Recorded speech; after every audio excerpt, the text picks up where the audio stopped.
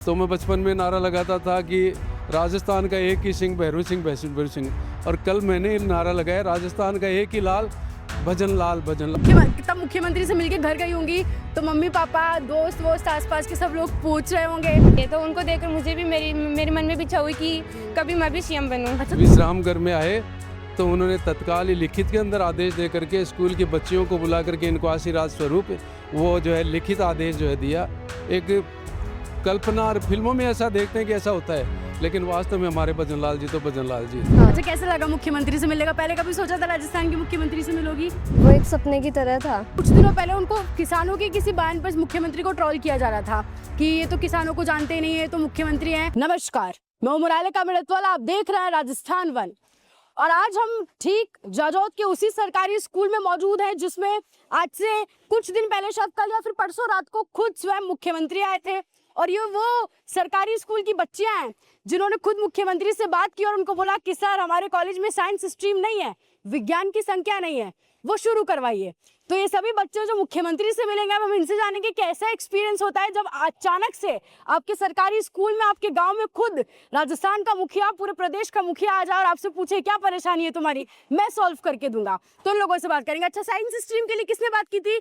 हाँ, तुम्हारा नाम बताओ। राधा शर्मा। राधा शर्मा। अच्छा, ये बताओ, मुख्यमंत्री आए थे यहाँ पे? Yes ma'am. हाँ, क्या बात की थी सीएम से तुमने? फिर क्या क्या बात की? उन्होंने पूछा था कि आपकी मांग क्या है, तो हमने बताया हमारे स्कूल में साइंस स्ट्रीम नहीं है। तो उन्होंने हमारे कहते ही आदेश दे दिया और हमें वो ऑर्डर वाला पेपर दे दिया। उसके अंदर साइंस में मैथ और बायोलॉजी थी। अच्छा, तुमको साइंस, मैथ्स और बायोलॉजी पढ़ना था, पहले नहीं था स्कूल में? हाँ। अच्छा, कैसा लगा मुख्यमंत्री से मिलने का? पहले कभी सोचा था राजस्थान के मुख्यमंत्री से मिलोगी? नहीं, मैंने पहले कभी नहीं सोचा था कि मैं मुख्यमंत्री सर से मिलूंगी। और वो जब आए तो हम उनसे मिले, वो एक सपने की तरह था। अच्छा मोनू, एक बात बताओ, मुख्यमंत्री से मिली तो कैसा लगा? मजा आया मिलके? Yes ma'am. अच्छा, कैसा लगा मुख्यमंत्री का व्यवहार? कैसा था तुम्हारे साथ? मजा आया? अच्छा था। हाँ, क्या क्या बोला तुमको सर ने?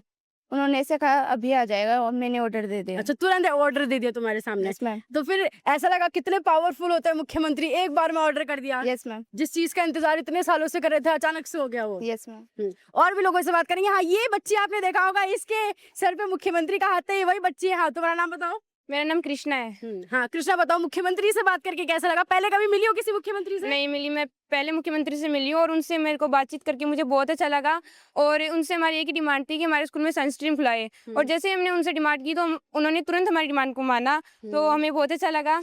अच्छा, एक बात बताओ, तब मुख्यमंत्री से मिलके घर गई होंगी तो मम्मी पापा दोस्त वोस्त आसपास के सब लोग पूछ रहे होंगे मुख्यमंत्री से मिलके आई हो, कैसी क्या विशेष चीज है तुमको मुख्यमंत्री में लगी? जो मुख्यमंत्री होते हैं, मतलब कि उनके जो पद की हाँ, पावर होती है, पावर होती है, वो बहुत ज्यादा होती है। तो उनको देखकर मुझे भी मेरे मन में भी इच्छा हुई कि कभी मैं भी सीएम बनूं। अच्छा, तुम्हारे भी सीएम? अच्छा, देखो मुख्यमंत्री को देख के बच्ची के मन में चाह हो गई, ये भी मुख्यमंत्री बनेगी। बनोगे तुम राजस्थान की मुख्यमंत्री? हाँ, कोशिश करूंगी। पूरा नाम बताओ तुम्हारा पूरा। मेरा नाम कृष्णा जितरवाल है। कृष्णा जितरवाल। और अभी तुम्हारी उम्र कितनी है?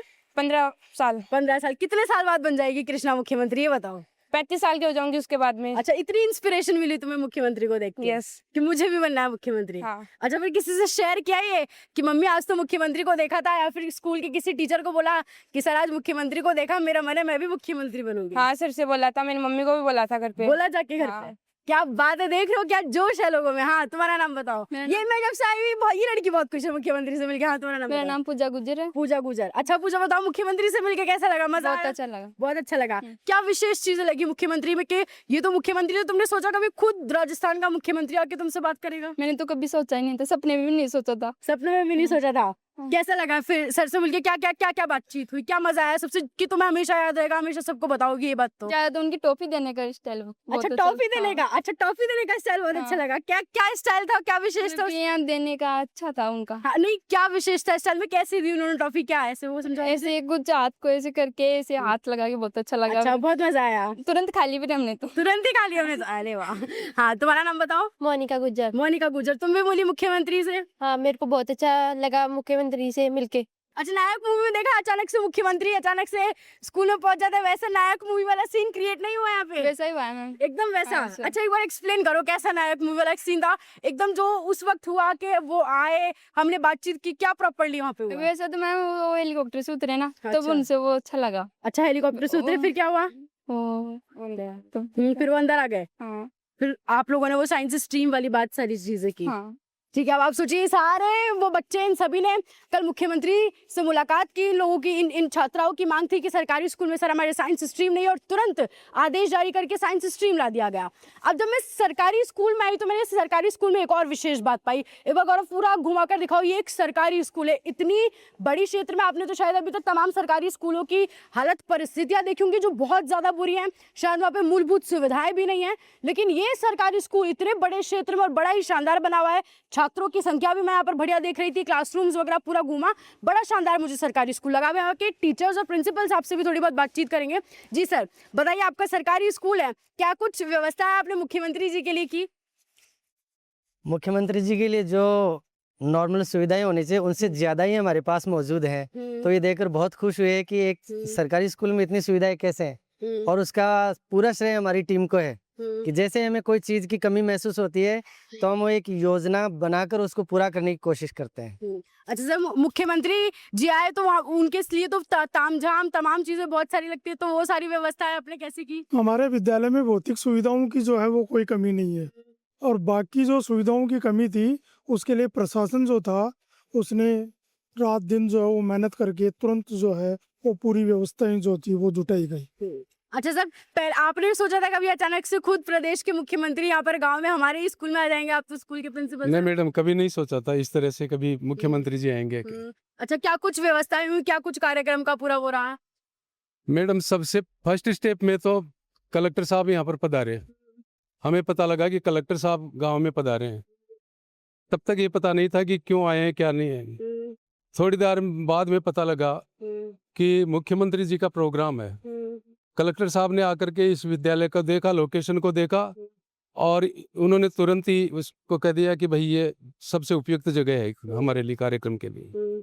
उसके बाद में प्रशासन की ओर से भी और स्थानीय संस्था की ओर से, पंचायत की ओर से अपने अपने जो भी दायित्व जो दिए गए थे प्रोटोकॉल के हिसाब से, वो सब ने अपना दायित्व निभाया। रातों रात पूरी तैयारियां हुई। रात में पीछे के ग्राउंड में हेलीपैड बना और सामने सफाई वगैरह की गई। मैदान में अच्छा पंडाल लगा, अच्छी साज सजाई युक्त जो है यहाँ मंच लगा, और ग्रामवासियों के लिए और मातृशक्ति के बैठने के लिए पर्याप्त संख्या के यहाँ कुर्सियां लगाई। और ये कार्यक्रम एक दृष्टि से बहुत ऐतिहासिक कहा जाएगा कि संवाद कार्यक्रम के अंतर्गत यहाँ महिलाओं की संख्या ऐतिहासिक रही। आपने भी देखा होगा समाचार पत्रों में, और बहुत हमने सोचा नहीं था कि इतनी बड़ी संख्या में मातृशक्ति आएंगी। और मातृशक्ति ने जो अपने विचार खुल करके और सीएम साहब के सामने रखे, वो भी एक अद्भुत था वास्तव में। और अभी भी हमारे पास में दूसरे गांवों से संदेश आते हैं कि बहुत ही अच्छा कार्यक्रम रहा। हमने सोचा नहीं था, लेकिन बहुत ही अच्छा। मुख्यमंत्री जी का व्यक्तित्व तो बहुत ही शानदार व्यक्तित्व है। नॉलेज उनकी बहुत साउंड नॉलेज है। आपने तो बातचीत की होगी मुख्यमंत्री से? हाँ बिल्कुल हुई थी, स्पेशली इसी इश्यू पर हमारी बात हुई। ये काफ़ी सालों से हमारी डिमांड थी कि हमारे विद्यालय के अंदर सब कुछ होते हुए भी साइंस फैकल्टी नहीं है, साइंस फैकल्टी होना जरूरी है। प्रयास चल रहे थे सालों से, लेकिन कभी साकार नहीं हो रहे थे। और कल जब वे प्रातःकाल के लिए भ्रमण के लिए निकले तो भोलादास जी स्वामी की यहाँ बहुत चर्चा चली इस इश्यू के ऊपर। भोलादास जी भी एसडीएमसी के मेंबर हैं, तो उनके घर पे चाय जलपान का जो है कार्यक्रम था सुबह, तो उन्होंने चर्चा चलाई। चर्चा में बात यह है टेक्निकली कि साहब यहाँ 9th-10th में छात्र संख्या कम है, इसलिए टेक्निकली फिजिबल नहीं है। तो मैंने उनसे ये निवेदन किया कि सर आप नियमों में शिथिलता दे दीजिए। और उन्होंने एक पल के लिए थोड़ा सा सोचा और तुरंत ही उन्होंने डन कर दिया कि ठीक है, आपके यहाँ पर मैं साइंस फैकल्टी खोल देता हूँ। और जब वापस अपने विश्राम घर में आए तो उन्होंने तत्काल ही लिखित के अंदर आदेश दे करके स्कूल की बच्चियों को बुला करके इनको आशीर्वाद स्वरूप वो जो है लिखित आदेश जो है दिया। एक कल्पना और फिल्मों में ऐसा देखते हैं कि ऐसा होता है, लेकिन वास्तव में हमारे भजन लाल जी तो भजन लाल जी थे। हमने बचपन में मुख्यमंत्री जी हमारे एक हुआ करते थे लोकप्रिय, भैरू सिंह जी, तो मैं बचपन में नारा लगाता था कि राजस्थान का एक ही सिंह भैरू सिंह। और कल मैंने नारा लगाया राजस्थान का एक ही लाल भजन लाल। तो जनता में उस नारे के साथ में बहुत ही जोश आ गया था। और गांव की छोटी मोटी समस्याओं पर भी उन्होंने खुद ने भी प्रसंज्ञान लिया। लोगों ने ज्ञापन के द्वारा या उनके किसी भी बातचीत के द्वारा संज्ञान में कोई बात समस्या नहीं लाई। उन्होंने खुद ने भी ऑब्जर्व किया कि रास्ते के अंदर जो है ये जो स्पीड ब्रेकर बने हुए हैं ठीक नहीं बने हुए हैं, पाइपलाइन ठीक नहीं है। उन्होंने खुद ऑब्जर्व करके और अधिकारियों को निर्देश दिए और वो काम करने के लिए जो है उन्होंने आदेश, स्पष्ट आदेश दिए उन्होंने। अच्छा सर, व्यवहार कैसा था मुख्यमंत्री जी का? बढ़िया सरल, आपसे अच्छे से पूरी बातचीत की? ऐसे लग रहे थे जैसे ये तो हमारे बीच के व्यक्ति हैं और पूरे एकदम ग्रामीण किसान पुत्र जो उनको बार बार कहा जाता है, एकदम किसान के आम बेटे की तरह। इससे इस कार्यक्रम से पहले ये थी कि साहब शर्मा जी हैं, मैं भी शर्मा हूँ, मेरा नाम ख्याली राम लाटा है, शर्मा होते हैं हम लोग। तो मैंने सोचा कि भाई ये खेतीहर तो नहीं होंगे, लेकिन जब किसानों से संवाद किया तब हमें तो आश्चर्य हुआ कि सीएम साहब को एग्रीकल्चर के बारे में, किसानों की समस्याओं के बारे में इतनी बेसिक चीज़ों का पता है जो अच्छे अच्छे किसानों को भी नहीं पता होता है। वो सारी उन्होंने, और किसानों को मोटिवेट किया कैसे खेती करनी चाहिए, सरकार आपके लिए कितनी बहुत सारी योजनाओं की तो असल में जानकारी नहीं है।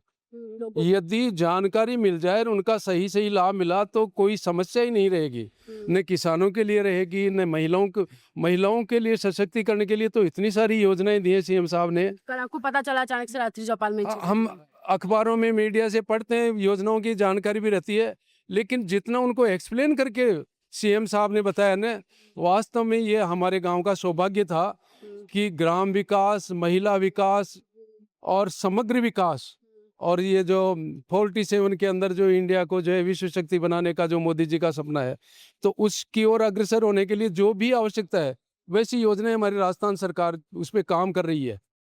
तो हमें तो बहुत अच्छा लगा। उनका व्यवहार तो बहुत ही जैसे एक जननायक का होना चाहिए कि वो लोगों में घुल मिल करके, जो खाट चारपाई पर बैठ करके हमारे गांव के बुजुर्गों के साथ चाय पी रहे थे और उनसे प्रेम से बातें कर रहे थे, बहुत अद्भुत था। महिलाओं से, माता बहनों से इस तरह से बातें कर रहे थे, उनके घर की रसोई की समस्याओं तक के ऊपर उन्होंने विचार किया और उनकी समस्याओं को ध्यान में रखते उनके लिए भी क्या योजना है वो भी उन्होंने बताया।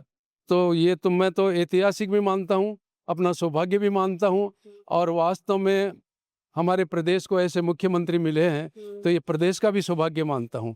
और हमारे विद्यालय में उनका ये संवाद कार्यक्रम हुआ और विद्यालय की जो पहली समस्या थी उसको उन्होंने मौके पर ही जो है उसको हल कर दिया। नियमों में नहीं थी, उसके बावजूद भी नियमों में शिथिलता अपने पावर से देते हुए उन्होंने विद्यालय को ये सौगात दी है। मैं उनका बहुत बहुत आभार प्रकट करता हूँ। मैं एसडीएमसी का सदस्य होने के नाते मेरे मन में जो खुशी है वो मैं आपके साथ शेयर करता हूँ कि ये इंग्लिश, ये साइंस फैकल्टी यहाँ पर खुली है ना, उसकी मुझे बहुत ज़्यादा खुशी है। धन्यवाद मैडम। अच्छा सर, आपके गांव के किसानों से सर ने संवाद किया, आपने देखा होगा पहले कुछ दिनों पहले उनको किसानों के किसी बयान पर मुख्यमंत्री को ट्रोल किया जा रहा था कि ये तो किसानों को जानते नहीं है, तो मुख्यमंत्री हैं। तो आप बता रहे हैं यहाँ पर आकर किसानों की हर समस्या को वो समझे, वो तो सारी चीजें जानते थे, तो उस पर आप क्या कहेंगे? मैडम उन्होंने ये बताया कि आप चने की बुआई कर रहे हैं तो वो जमीन में कितना गहरा होना चाहिए, ये पता था उनको। बेसिकली गेहूं की बुआई कर रहे हैं, गेहूं का हल कितना गहरा जाना चाहिए, सरसों की खेती में किस तरह से होना है, किसमें कितनी मात्रा में पानी देनी चाहिए, ये सब मुख्यमंत्री को पता सब मुख्यमंत्री जी ने बताया। उन्होंने तो ऐसे ऐसे भी जो है वो दिए हैं कि आप 100 बीघा में जितनी पैदावार करते हो 2 बीघा में भी कर सकते हो। अच्छा। आप नवाचार का अपने उपयोग करके और 100 बीघा जितनी पैदावार आप उसमें ले सकते हो।